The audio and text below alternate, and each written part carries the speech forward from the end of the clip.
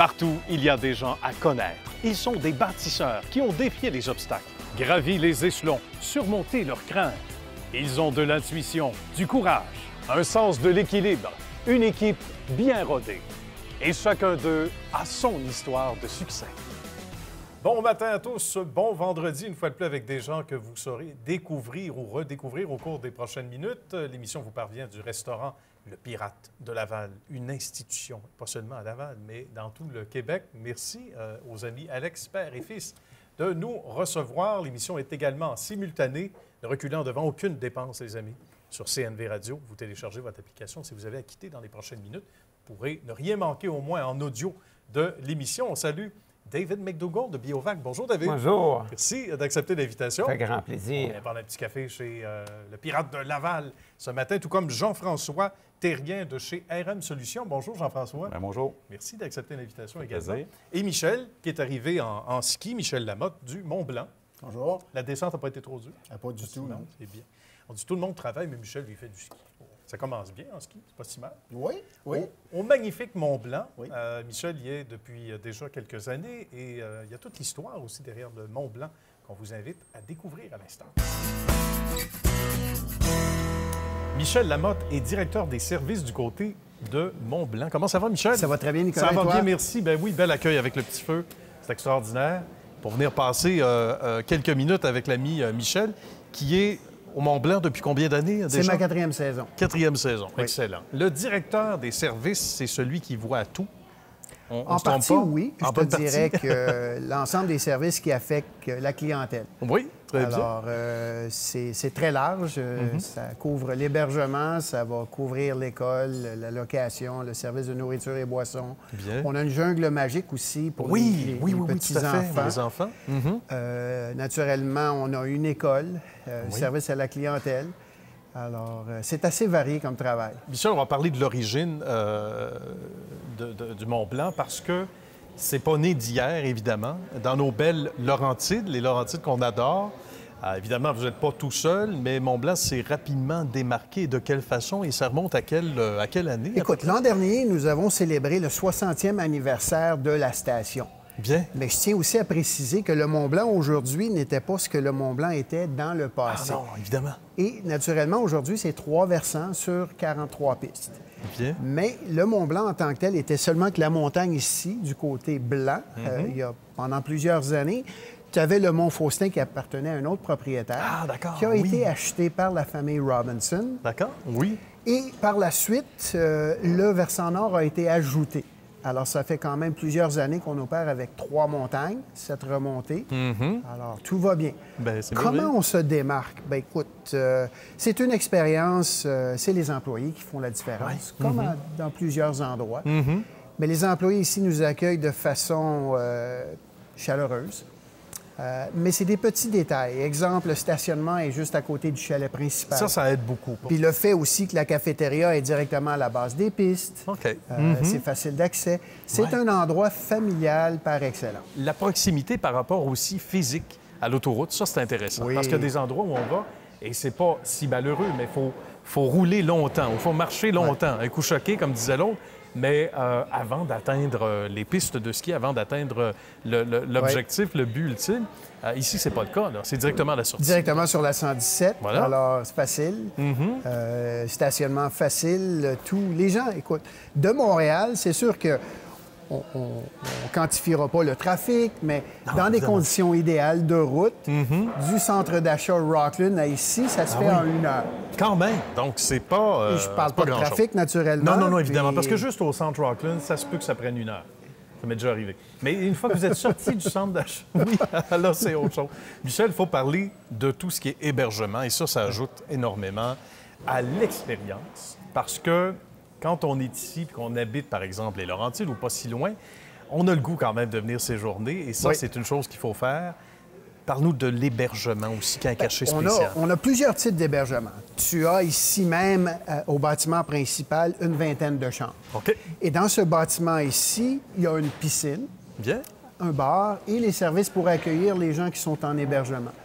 Mais en supplément, en montagne, on a aussi une dizaine d'unités qui sont directement en montagne. Tu D'accord. as aussi les chalets suisses qui sont du côté Faustin. Bien. Et on a un village avec un pont couvert, avec plusieurs unités qui sont là. Comment on fait, Michel, parce qu'on ne s'arrête jamais au succès, et si on fait histoire de succès au Mont-Blanc, c'est parce qu'on a su progresser. Comment on fait pour être à la page, mais pour aussi avoir cette longueur d'avance-là, année après année, là, Écoute, quand on prépare les livres là, pour je la pense saison? que dans n'importe quelle industrie, il faut se renouveler. Alors, si tu anticipes toujours faire les mêmes choses et avoir un résultat différent, je pense qu'on connaît cette définition-là. Oui, tout à fait. C'est d'être à l'écoute de la clientèle, savoir c'est qu'est-ce qu'ils aimeraient avoir, puis de faire des ajustements et au fur et à mesure que les années progressent. Oui. Alors, c'est simple comme ça, c'est vraiment pas... Regardez, on fait des modifications. Je vous cacherai pas qu'on investit dans le système à neige. OK. Alors, les gens viennent ici pour faire du ski, de la glisse. Alors, l'investissement, elle est fait là. Mais c'est une expérience, encore une fois. On parle d'accueil. Les gens se sentent comme chez eux. Bien. C'est vraiment pas compliqué, là. Ce qui est vraiment important aussi, c'est d'être à jour sur les réseaux sociaux. Alors, Facebook, évidemment. Instagram, et d'attirer les gens avec des événements. Bien. Alors, on a une panoplie qu'on retrouve sur notre site Internet, des choses... on n'a pas peur d'essayer des choses. Ça, c'est bien, Je vais te intéressant. donner un exemple. Oui. Ce week-end, on a fait un souper dans le noir. Un souper dans le noir? Un souper à dans le l'intérieur noir. ou dans... À l'intérieur, À ici même. OK. On a placardé tous les fenêtres et on s'est retrouvé avec une quarantaine de personnes qui ont soupé. On a Centraide qui va être ici pour le 20 janvier. Alors, c'est vraiment un bel événement pour supporter les organismes à but non lucratif de la région qui ont besoin d'aide. Et tout au long de la saison, on a des événements comme ça, sensiblement adaptés et à tous les week-ends. Et les clients adorent ça. Ils nous le mentionnent, ça crée une vie.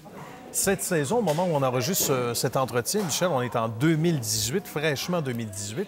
Ça va bien, on a de la neige et je pense qu'on peut parler de cette saison-ci rapidement. Ça se passe bien, mais il y a d'autres hivers où c'est plus compliqué, où là, ça demande un investissement encore plus considérable. Si on regarde il y a 2 ans, ça a été un début très difficile.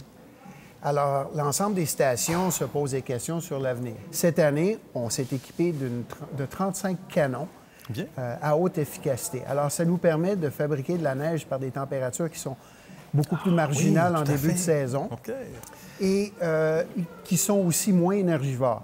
Et le meilleur exemple que je peux vous donner, c'est qu'il y a 3 ans, le début de saison, même l'année passée qui était quand même favorable, une date d'ouverture qui est sensiblement toujours la même, début décembre, on offrait à peu près 4 pistes.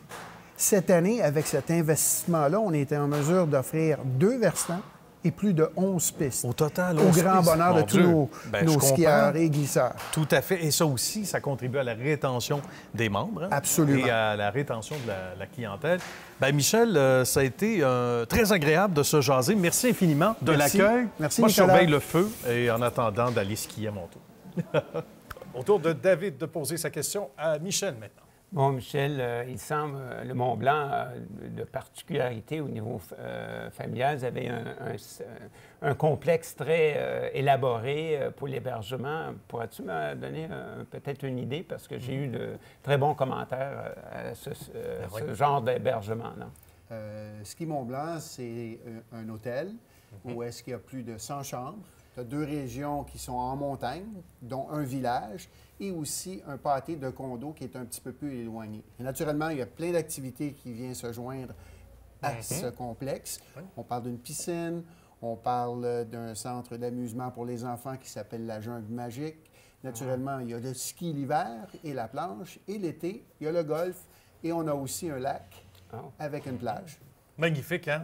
On a déjà le goût d'aller s'installer. Jean-François, qui fait de la planche, apparemment, en hiver.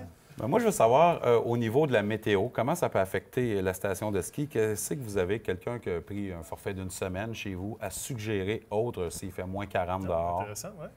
Alors, il y a plein de choses. Les gens vont aller faire de la raquette. On encourage les gens quand même à aller à l'extérieur, mais il suffit de s'habiller adéquatement. Et naturellement, bien, au lieu de passer la journée au complet, bien, tu vas faire probablement une demi-heure, tu vas rentrer, comme en ski, tu fais 2-3 descentes, puis par la suite, bien, tu viens prendre un chocolat chaud, puis tu retournes à l'extérieur. Puis vous savez, les vêtements aujourd'hui, c'est de beaucoup supérieur. L'isolation, tout ça. nous permet d'affronter les intempéries beaucoup plus facilement. Voilà. On se tourne vers Jean-François, qui, lui, c'est pas pour rien, il fait de la planche l'hiver, il aime ça. Je suis certain qu'il sort à moins 100 aussi, pour faire de la planche. Moins 80. À peu près? Pas sûr. OK, pas sûr. Sinon, c'est un spécialiste dans son domaine, puis on regarde le reportage qu'on a préparé avec lui. RM Solutions, ben, on a toutes les solutions possibles. Comment ça va, Jean-François? Super bien, toi? Ça va bien, merci. On est sur un chantier qui n'est pas banal. Ancienne banque TD à Montréal, rue Saint-Jacques. Qu'est-ce qu'on fait ici comme travaux? Dans le fond, on est en train de démolir. On a fait le retrait d'amiante, ça a déjà été fait. OK. Là, on emmène ça, ce qu'on appelle base building, c'est-à-dire tout nu. Ben oui, Ils vont à la faire base. un restaurant à déjeuner, Allô Mon Coco, qui va OK. être ici. On les salue. Oui, on les salue. Fait que, dans le fond, nous, on enlève... Dans ce coin-là, c'est une ancienne salle de comptage pour la banque qui était blindée. OK. Le plafond suspendu va être refait, les éléments mécaniques vont être refaits au plafond. On a démoli une cage d'escalier, des toilettes. On voit ici que les toilettes sont plus là. Ben oui, c'est ça. Des anciens bureaux. Fait on dénude au complet. Parfait. Puis après ça, ben le client, lui, ben il va faire bâtir vraiment à son goût. On ramène ça donc ras le sol, autrement Exactement. dit, pour après ça avoir, évidemment, que ce soit décontaminé, que tout soit propre et prêt à un nouvel usage complètement différent en termes de formule resto déjeuner versus ce que c'était avant une banque. Exactement. Ça doit être tout un défi, par contre, parce que là, il y a des voûtes, il y a, écoute, il y a des endroits là où tu as dû te frapper à des murs, c'est le cas de le dire. Ça représente un des plus gros défis chez vous, peut-être? Moi, je dirais que le défi n'est pas la démolition. OK. J'ai des employés qui sont compétents. Oui. On en a vu. On en a vu de toutes les couleurs. Évidemment, il y a des employés qu'on a de différentes compagnies qui sont venus travailler chez nous, qui ont amené leur expérience, ce qui fait notre force aussi. Ouais. La contrainte ici, c'est le secteur. Ah, ben on oui. est au coin de McGill College. Puis, on est au coin de Saint-Jacques, entre Saint-Jacques-Saint-Antoine. Stationnement difficile. Nos conteneurs à déchets qui se trouvent à l'arrière ici, c'est les stationner. OK. Le facteur, c'est l'hiver. On ne peut pas se parker partout. Il y a des bancs de neige. C'est plein en fait, de défis, on va dire comme ça. C'est des En contraintes. même Il faut temps, vivre avec. ben oui. Mais moi, je dirais que c'est toujours un défi perpétuel. Chaque projet n'est pas le même. OK. Toujours. Mais ce qui fait, c'est le fun de voir quand tu as fini.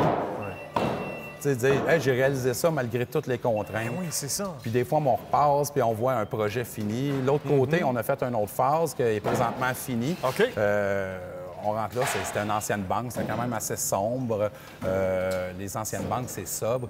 Là, c'est au goût du jour, c'est moderne. Moderne, éclairé. Les anciennes voûtes sont devenues des toilettes.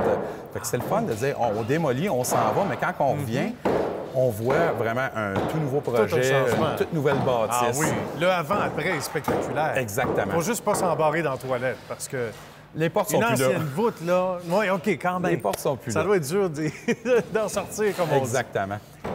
Qu'est-ce que représente, parce que tu parlais des contraintes, justement, mais dans l'ensemble du projet ici, ça a été quoi le plus gros défi jusqu'à maintenant, au-delà du stationnement et tout ça, et des fois du manque d'espace pour pouvoir Le éliminer défi ces personnes? ici, c'est qu'on a des usagers qui sont vraiment aux étages adjacents. Ah oui, ça travaille quand même. Ça Faut que travaille quand continue. même, la Ben vie oui. continue. C'est On sûr. a un lobby qui est flambant neuf ici. Il ne faut pas le saler, mais il faut rentrer notre équipement par ici. OK. Évidemment, on ne peut pas sortir notre matériel par la porte d'en avant du aux usagers. Fait qu'ici, ben, on a ouvert une fenêtre. OK, On a une des- entrée de Oui, fortune. en Exactement. attendant. On s'est fait une sortie de déchets de fortune. OK. Puis évidemment, ben, le défi est que faut pas nuire à personne aux usagers. J'ai un respect d'échéancier qui est très serré. OK, oui. Aujourd'hui, il me reste 2 jours de démolition à faire. On voit que c'est quasi fini.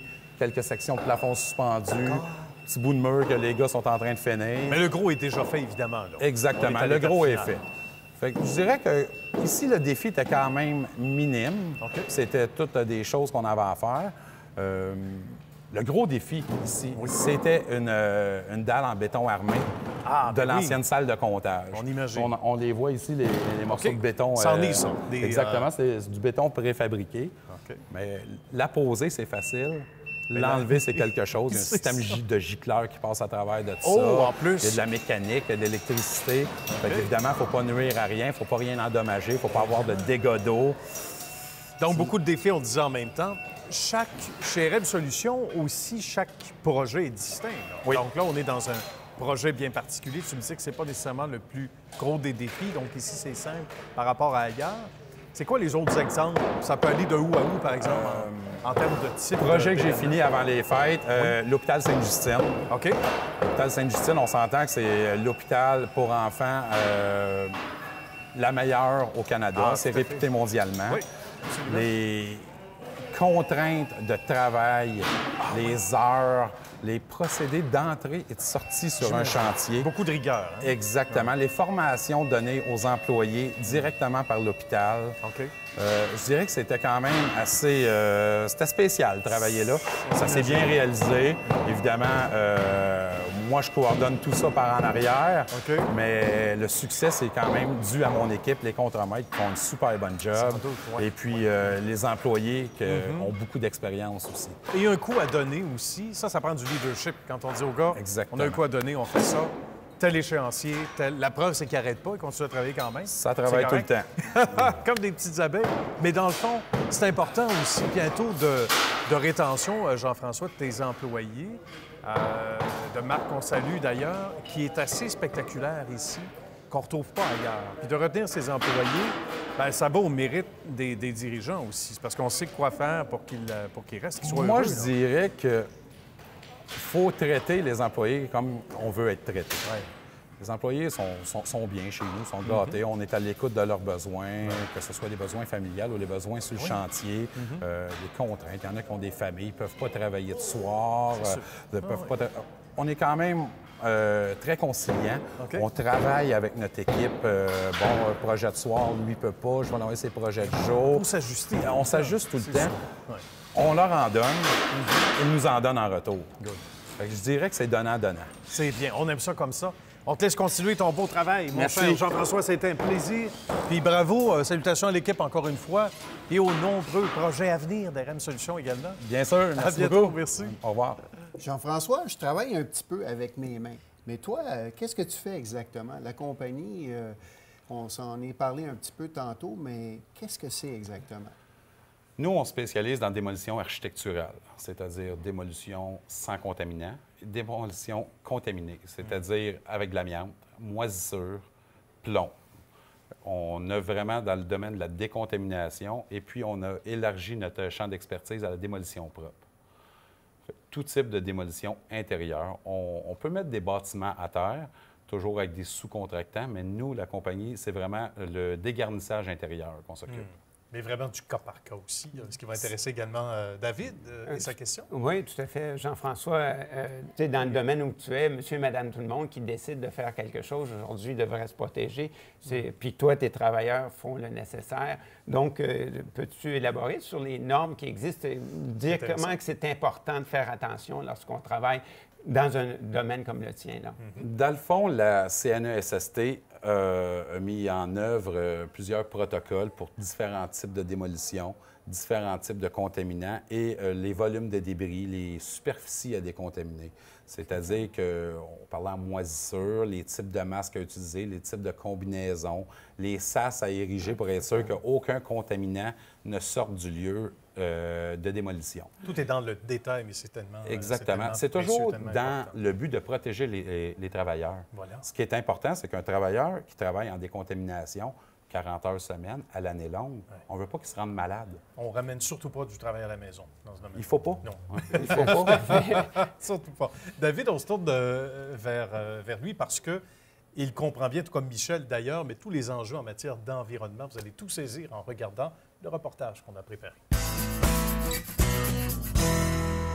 David McDougall nous reçoit chez Biovac. Bonjour David, comment ça va? Bonjour Nicolas, ça très va bien, très merci. bien. Ici, on respire l'air frais. Oui, tout à fait. On n'est pas inquiet. L'objectif principal, c'est d'avoir de l'air frais, de la bonne air. De la bonne air. Et c'est Bon important. pour la santé. Oui, et ça favorise de bonnes relations, comme avec les clients, comme avec les fournisseurs, etc.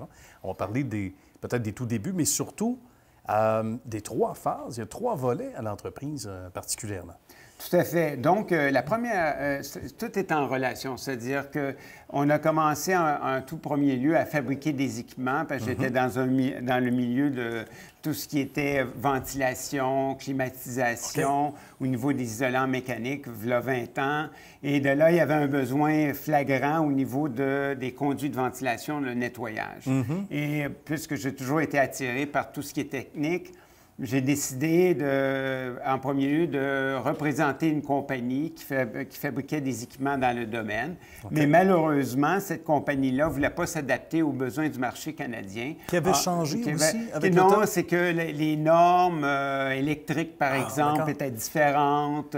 Il y avait beaucoup de points qui devenaient fondamentaux pour changer l'équipement. Donc, j'ai décidé de commencer à le fabriquer. Bien. De 20 ans. Et de là, au fur et à mesure, on a passé de la fabrication au nettoyage de conduits de ventilation, du nettoyage de conduits de ventilation parce qu'on s'est aperçu fondamental qu'il y avait un problème de fond avec la qualité d'air. C'est là qu'on s'est dit, bien, je crois, par nos connaissances techniques, que de combiner la fabrication, le nettoyage et la qualité d'air entre les deux, ça va être une intégration verticale adéquate. Mais tout s'est fait en étapes. Et au fur et à mesure, on a amélioré notre approche, nos équipements, nos techniques, pour venir aujourd'hui, effectivement, d'avoir trois volets qui est vraiment intégré au niveau synergique. C'est-à-dire qu'un ne va pas sans l'autre.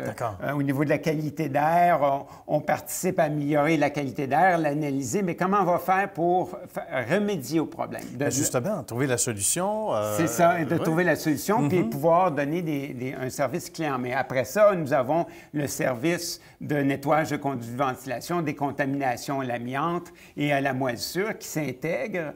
Puis par la suite, tous les équipements qu'on a bâtis, plusieurs, à 80 on utilise les équipements qu'on bâtit, qu'on vend à travers le monde. On a un bureau en Bruxelles présentement qui fonctionne très bien. On en a un maintenant aussi à Toronto. Alors, mais c'est dû à l'équipe globale, cette intégration-là entre les différents pôles de l'entreprise, de manufacturier à l'air, de qualité d'air, au nettoyage. Bien, c'est intéressant. Et on voit que ça s'est fait sur, évidemment, des années. Des années. Ça se fait aussi, j'imagine, essai-erreur. Il y a des aspects qu'on ne prévoit pas, puis on dit on doit ajuster le tir. Et ça, c'est méritoire là, pour l'entreprise d'avoir mis le doigt sur le bobo dans certains cas, pour s'ajuster. Effectivement. Il y a eu des problèmes de qualité d'air qu'il a fallu faire d'énormes recherches, trouver la bonne technique pour remédier. Et est-ce qu'on peut, nous, avec nos connaissances, améliorer nos produits ou nos équipements pour satisfaire le client? Fait que oui, il y a eu beaucoup d'essais-erreurs et aussi beaucoup de recherche et développement. Et là, on se tourne vers nos amis qui font partie de l'équipe de Biovac. Qui allons-nous rencontrer au départ? Vous allez rencontrer en premier lieu Régent Lépine qui s'occupe de toutes nos équipes sur les chantiers, tous les techniciens. Et de là, par la suite, vous allez rencontrer Guy Arsenault qui s'occupe de la production et des développements des produits. Et ces deux-là travaillent de concert, de façon régulière. Ça, c'est la première équipe. Et la deuxième va être l'équipe d'évaluation de qualité d'air qui travaille en concert avec Guy et Régent pour tout ce qui a trait de l'évaluation de la qualité d'air, dont il va y avoir Zahir et ainsi que Histoire d'eau. Avec Régent et Guy, on va parler de vos fonctions, messieurs, en vous saluant. Vos fonctions respectives, ça se passe avec plusieurs hommes sur les chantiers pour Régent d'abord? Oui, mais le truc, là, c'est de m'assurer que les projets vont bien, vérifier avec les personnels qui ont les équipements, gérer le client, les commerciales, comme les hôpitaux, que ce soit résidentiel ou commercial. Et je suis connivence avec Guy pour ce qui est du matériel, là, pour être sûr qu'on a tout ce qu'il faut. Vous avez eu une distinction et chaque distinction est méritoire, mais celle-là, c'est spécial. 2 années de suite. On peut en parler un peu, Guy? Oui, on a été lauréat à la CNESST pour les produits de santé et sécurité au travail. On a le OCP Max qu'on a été finaliste et gagnant aussi. Et cette année, on a le sac à gants qu'on a fabriqué. Donc, tu peux travailler à l'extérieur sans être contaminé. Des produits de l'amiante ou peu importe, la silice, peu importe, tu es à l'extérieur, donc tu n'es plus directement en contact avec le contaminant. Excellent. Puis bravo d'avoir remporté ce prix-là 2 années de suite. Il faut le faire. On dit que même une année, c'est spécial. Donc... Juste là, une fois, c'est assez. C'est bon. 2 années de suite, c'est méritoire. Bien, bravo. Merci beaucoup, messieurs. avec Estuardo et Zahir. Bonjour, messieurs. Bonjour. Vous, là, vous carburez à la qualité de l'air, et ça paraît d'ici, et à la passion. Parlez-nous de vos rôles respectifs. D'abord, Estuardo. Ouais, moi, je travaille dans le département de la qualité d'air. OK. Puis on s'occupe de l'intervention, on fait du contrôle, de l'analyse au niveau de la qualité d'air. Ouais. Bien. Zahir. Moi aussi, je suis technicien, donc j'ai débuté comme technicien. Maintenant, avec mon expérience, je développe un petit peu mes expériences professionnelles. Donc, je m'occupe pour la qualité de l'air, la moisissure, amiante. On développe aussi le côté hygiène industrielle. Donc, on y va vers les COV, les autres produits qui sont dans les usines, et puis les hôpitaux, les grosses bâtisses, par exemple. Il y a un lien éminent, même si ça ne paraît pas comme ça, pour vous autres à tous les jours, entre les produits et évidemment le travail qu'il y aura à faire au bout. Oui, non, en effet, c'est très important qu'on travaille en parallèle un département avec l'autre parce que nous, en tant que techniciens de qualité d'air, afin de remédier les problèmes, on est capable de suggérer à nos clients des produits qui sont effectifs pour tout ce qui est la qualité d'air. On est manufacturier de purificateurs d'air, de capteurs de poussière, puis c'est tout fait ici dans nos plantes de A à Z. Bien. Bien, merci beaucoup, messieurs. Merci à vous. Merci de votre bon travail. Merci. Merci.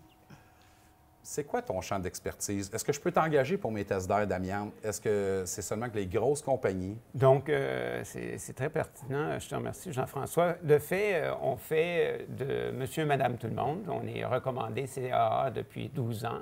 Donc, on va faire de monsieur et madame tout le monde à des projets très sophistiqués où on doit faire d'analyse interstitielle des bâtiments pour savoir pourquoi il y a de la moisissure. C'est pas seulement dire on a un problème de moisissure, mais le pourquoi et comment on pourrait la régler. On a des ingénieurs qui travaillent avec nous pour ça.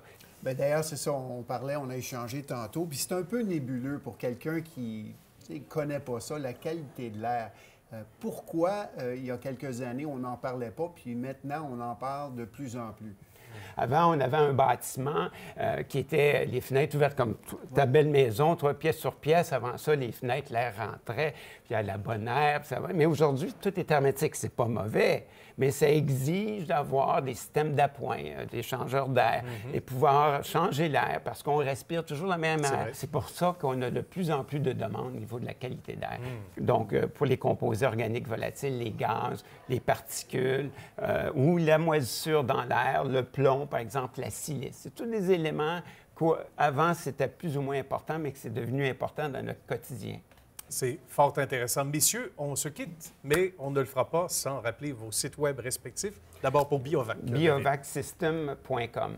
Très bien. Aussi simple que ça. Jean-François. rm-solution au pluriel.ca. Très bien. Et mon ami Michel. skimontblanc.com. .com, tout simplement. C'est assez clair. Et pour revoir cette émission et d'autres émissions de la série Histoire de succès, présentée par CNV, vous faites tout simplement cnv.ca/TV. Merci beaucoup, messieurs, d'avoir participé à l'émission. Merci à la belle équipe technique. Et nous, on se retrouve la semaine prochaine.